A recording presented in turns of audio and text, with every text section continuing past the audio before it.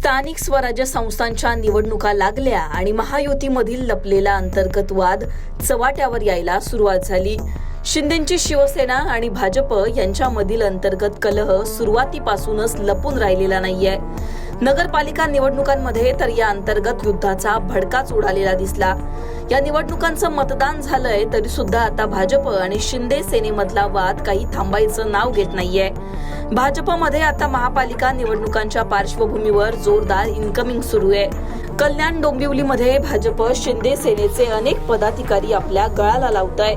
एकनाथ शिंदे यांचा गड मानला जाणाऱ्या ठाणे जिल्ह्यातही भाजपकडून शिंदे सेनेवर कुरघोडी करण्याचा प्रयत्न सुरू आहे। त्यामुळे आता शिंदे सेना पुन्हा एकदा आक्रमक झाली आहे। कल्याण ग्रामीण मधील उपतालुका प्रमुख विकास देसले यांच्यासह अनेक समर्थकांचा 3 तारखेला भाजपमध्ये प्रवेश झाला।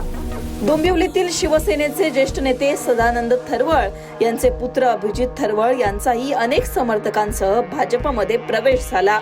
भाजप अशा प्रकारे शिंदेंचा बालेकिल्ला असलेल्या ठिकाणांमधून त्यांचेच नेते गळाला लावत असल्यामुळे शिंदे सेनेमध्ये अस्वस्थता पसरली आहे। त्यामुळे आता शिंदे सेनेने थेट भाजप प्रदेशाध्यक्ष रवींद्र चव्हाण यांच्यावर हल्लाबोल करत भाजपला थेट इशारा दिलाय।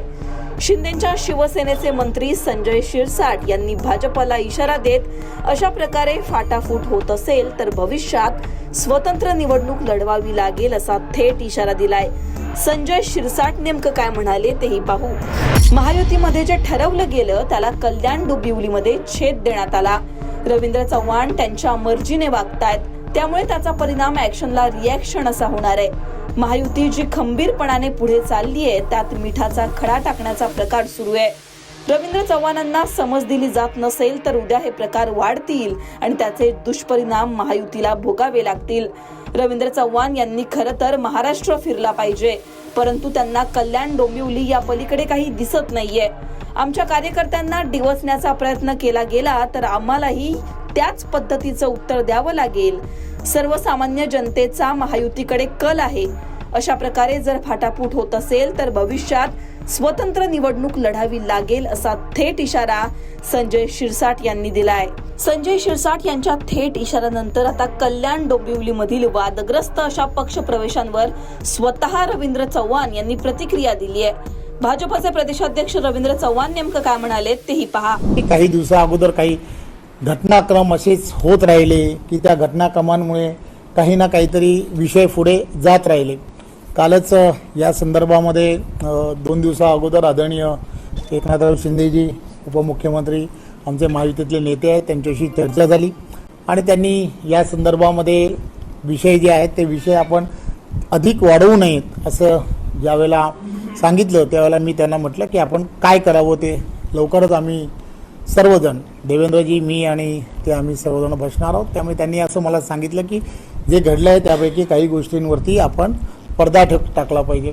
त्यामुळे कल्याण डोंबिवली आणि हा सगळा जो भाग आहे जरा एकदम अतिशय संवेदनशील आहे। त्यामुळे त्या संवेदनशील भागामध्ये काही प्रवेश हे शिवसेनेकडून काही प्रवेश घेण्यात आले।